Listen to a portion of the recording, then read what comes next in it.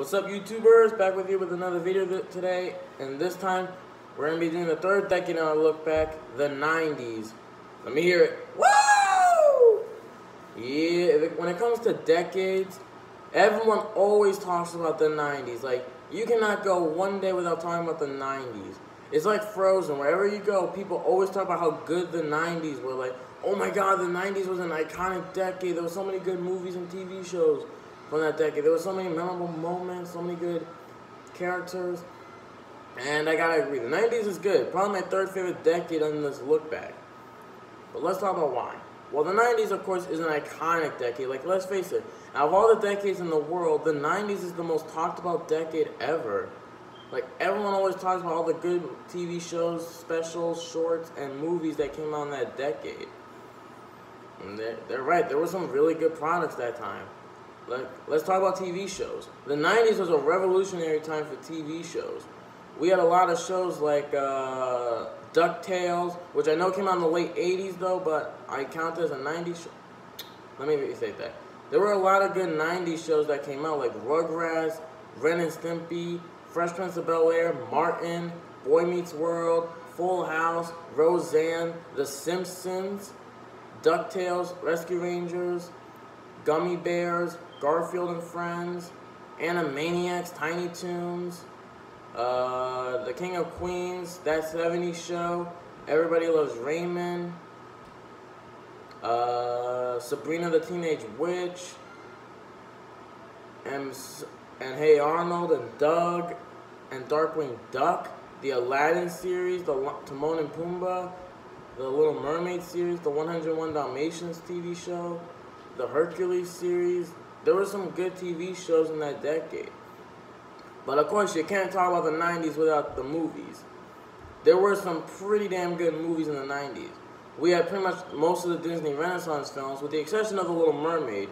Even though Little Mermaid's part of it, it technically came out in 1989, so it counts more as an 80s movie, though we'll talk about that movie when we get there. But we have the rest of them, like Beauty and the Beast, which was the first animated film nominated for Best Picture, Aladdin, which featured Robin Williams and Gilbert Gottfried, The Lion King, which is the highest grossing 2D animated film of all time. And of course, we had other big ones like Friday, which I consider one of the funniest movies of all time, Home Alone, Rush Hour, Bad Boys, Men in Black, and of course, one of the most famous movies of all time, Toy Story. Yes, if y'all don't remember, the 90s was the start of computer animation. Yeah, for those of you who think it was the 2000s, think again. It was actually the 90s that was the start of CGI. And of course, when Toy Story came out, it was big. It was the first computer animated movie. At the time, pretty much every animated movie was hand-drawn animated. So when Toy Story came out and we had a CG film, of course it became one of the biggest movies of the decade. Like right up there with The Lion King. You know, actually there's an interesting fact. I always keep imagining in an alternate reality, the first 4 computer animated films always came out in the 2000s. Imagine though if Toy Story came out in the 2000s though. Anyway though, we had Toy Story, Toy Story 2, A Bug's Life, and Ants, which I will consider pretty great starts to CGI. Now of course, computer animation became more and more popular in the 2000s and 2010s, which I already talked about before. But yeah, it became a lot more popular in those decades with a lot more movies doing it. But still, it started here. Also, yeah, there was also the Disney Renaissance. Of course, this is when Disney came back into popularity with their movies, like Pocahontas, Rescuers Down Under, Hunchback of Notre Dame, Mulan, Hercules, and Tarzan. However, not everything about the 90s was perfect. I mean, look at Don Bluth, for example. Yeah, a lot of people like to say during the 90s, Don Bluth was not doing really good. A lot of his movies were pretty much bombing at the box office. And a lot of them got negative reviews from critics alike, who pretty much hated the movies. Of course, his most hated movie of all time, A Troll in Central Park, came out in this decade.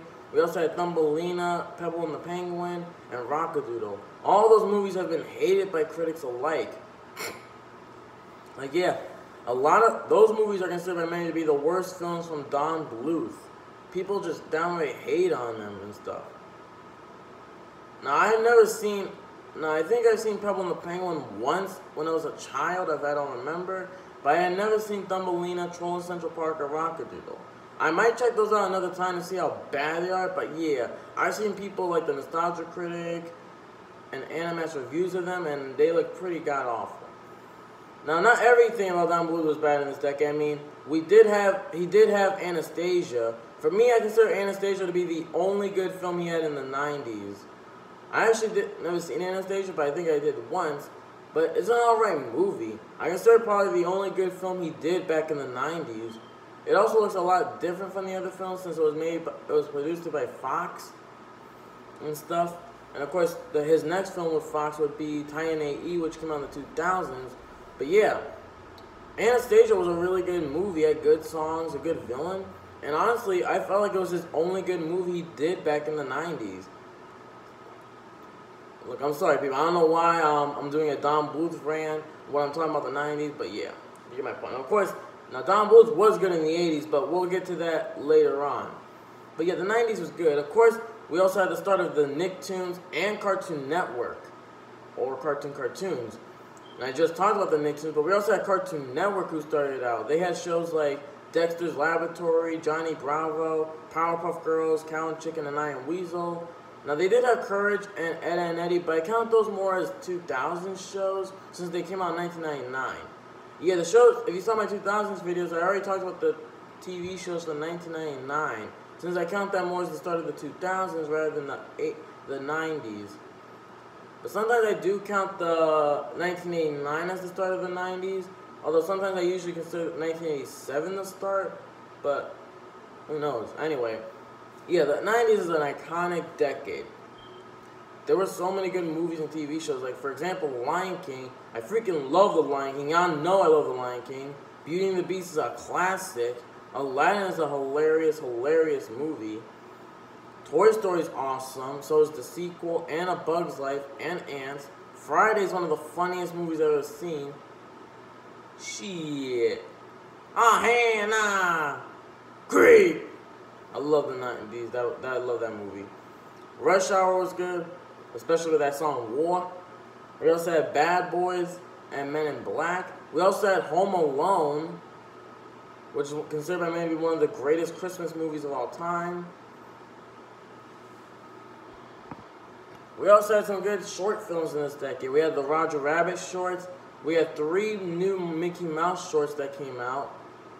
I think they were The Prince and the Pauper, Mickey and the Runaway Brain, and the other one was a Get a Horse, but that came out in the 2010s though, so it doesn't count. But yeah, we also have Rescuers Down Under, which I consider to be a criminally underrated film.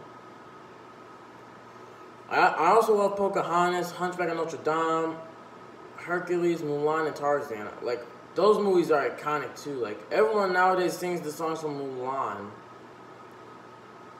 But of course, the TV shows from the 90s were good too.